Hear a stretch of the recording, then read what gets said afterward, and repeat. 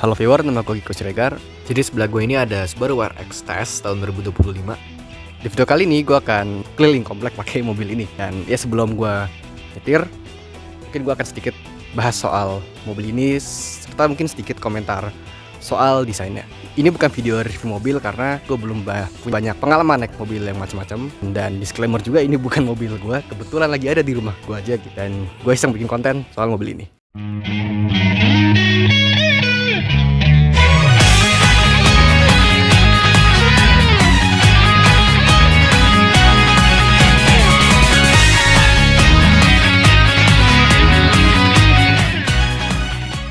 Jadi ini adalah WRX generasi kedua. Jadi kan kalau sejarahnya WRX itu dulunya adalah varian dari Subaru Impreza, yaitu Impreza WRX STI. Yang cuman semenjak generasi yang sebelum ini, gue lupa tahun berapa, itu jadi model yang terpisah. Ada Subaru Impreza sendiri, ada Subaru WRX. Nah ini yang WRX ya, karena yang Impreza juga gak masuk Indonesia setahu gue.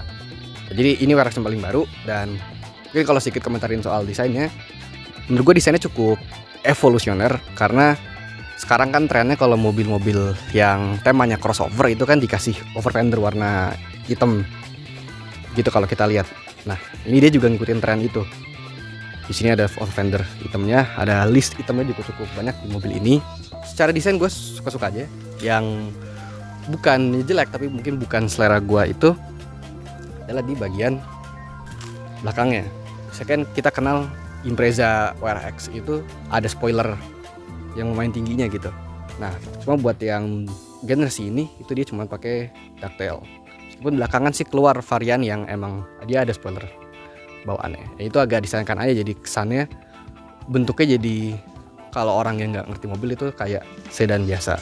Diffusernya juga sebenarnya desainnya agak unik sih menurut gue. Nah, Subaru WRX generasi kedua ini juga WRX pertama yang mesinnya udah bukan EJ20. Yang sebelumnya itu kan masih pakai EJ20, itu mesin Impreza dari zaman dulu. Nah yang ini mesinnya itu FA24. Mungkin sekarang kita coba lihat mesinnya. Semoga udah nggak panas ya kap mesinnya.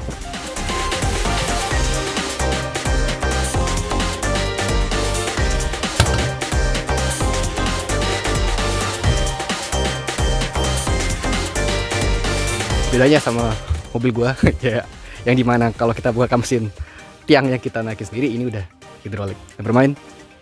Jadi mesinnya FA24 boxer seperti kebanyakan Subaru lainnya, boxer juga. Dan kalau gue baca di Google, kalau nggak salah horsepowernya ini 271 dan top speednya ini sekitar 230 km per jam.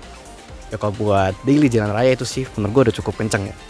Mau lebih kencang apa lagi gitu. Kelemahannya boxer tuh ya kalau buat yang orang biasa sih konsumsi BBM lumayan boros. Kayak mungkin bahasan mesin gue cuma bisa bahas segitu aja.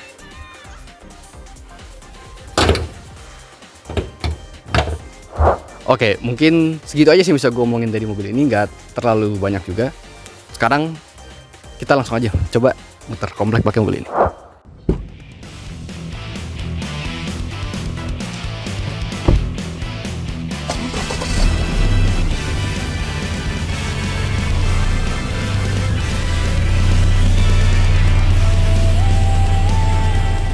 Ini sebenarnya bukan Subaru pertama yang gue setir. Sebelumnya gue udah pernah nyoba Subaru BRZ, cuman waktu itu gue nyoba waktu gue baru banget bisa nyetir, jadi gue belum terlalu lancar nyetirnya. Terus ditambah waktu itu BRZ-nya manual, which is gue nggak kebiasa dengan kopling sport, jadi dia berapa kali stall waktu itu. Jadi ini karena matic, gue bisa lebih enjoy nyetir sih. Dan kalau suatu hari gue punya mobil beginian pun gue prefer matic. Kenapa? Karena gue pengennya kalau punya mobil gini ya gue pakai buat daily, gak cuman buat sekali weekend doang gitu. Dan sekarang kan kalau dulu orang bilang manual itu biar kesannya racing atau apa. Sekarang kan balapan juga udah pakai pedal shift gitu, jadi sebenarnya manual udah nggak terlalu relevan sih kalau buat dianggap racing gitu. Jadi matic siapa? Iya, seperti yang gue bilang di awal video, jangan berharap ini video review karena ini gue cuma nyoba muter komplek, jadi nggak bisa terlalu dikeber. Kalau feel sih kerasa lah ya tenaganya gede, dari gas sedikit udah. Cuman sayangnya menurut gue kekurangan gitu buat sedan sport dia knalpotnya kurang berisik. Jadi kalau mungkin orang mau lebih kedengeran suara mesinnya itu harus diganti knalpot. Meskipun kalau suatu hari gue punya uang segini, amin gue punya uang segini, terus ini kalau nggak salah harga sekitar 800 jutaan ya. Ntar kalau kesalah gue koreksi. Kayaknya nggak jauh harganya sama BRZ. Atau mungkin hanya 5 hal dari BRZ. Nah gue masih lebih prefer BRZ. Emang sih lebih pelan, tapi kan bentuknya lebih sport. Ini kan masih sedan. Enak atau enggaknya, gue nggak punya apa ya, gue belum cukup banyak nyetir mobil macam-macam buat bilang mobil ini enak atau nggak enak sih jujur. Karena lagi mobil sehari-hari gue kali ya kesini kan, wah parah banget dong gapnya.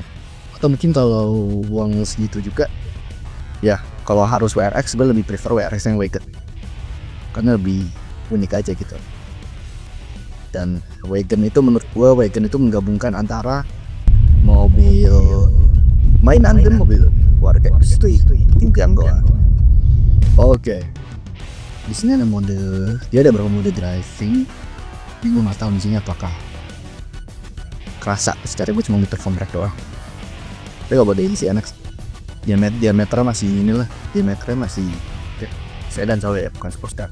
Dan karena dia WRX yang dirancang buat yang basicnya dulu itu berdasarkan Impreza ya, juara rally, dia WRX aja kan singkatan dari World Rally and Experimental, dan pasti dia aman lah kalau buat jalan Indonesia yang select gitu, karena dia ground clearance-nya nggak terlalu ceper. Ya, ini emang enak sih kalau di bangku sepertinya. Sayang gue cuma muter compact doang, jadi lari nggak sampai 20. Jangan harap ini review komprehensif yang tes performanya gitu, karena ya gue cuma muter compact doang, bukan mobil gue, jadi gue nggak berani asal aneh-aneh. Jadi emang ini orang yang ngicen sport sih cocok ya. Dan ya gua sih tipikal konsumen yang mungkin seperti itu, tapi gua belum punya uangnya. Tapi kalau gua ada uangnya, mungkin gua tipikal konsumen yang seperti itu. Meskipun karena ini boxer ya, kelemahannya sih pasti ini boros banget, agak boros pasti. Pun ya kalau emang udah berada di demografi yang bisa beli mobil harga segini sih, ya mampu lah. Bensinnya nggak seboros itu banget juga. Meskipun ya kalau gue yang biasanya ngisi kali ya Pertalite seminggu 200.000 ya pasti jauh banget lah. Tapi biasa. Ini kan ngisi harus Pertamax Turbo. Bisa sih diisi biasa tapi kurang aja ya. Apalagi kan Pertamax opos-oposan gitu sih. Overall ya menurut gue sih enak. Karena ya lagi-lagi tapi gak bisa didandalan karena gue gak banyak gue nyetir mobil begini ya. Baru CDM-an ini baru di BRZ tuh waktu itu gue masih baru banget nyetir, jadi gue nggak terlalu ngerasain feel mobilnya gitu loh. Oke, mungkin segitu aja ngoceh gue di dalam mobil ini. Sekian dari video gue kali ini, jangan lupa like, comment, dan subscribe.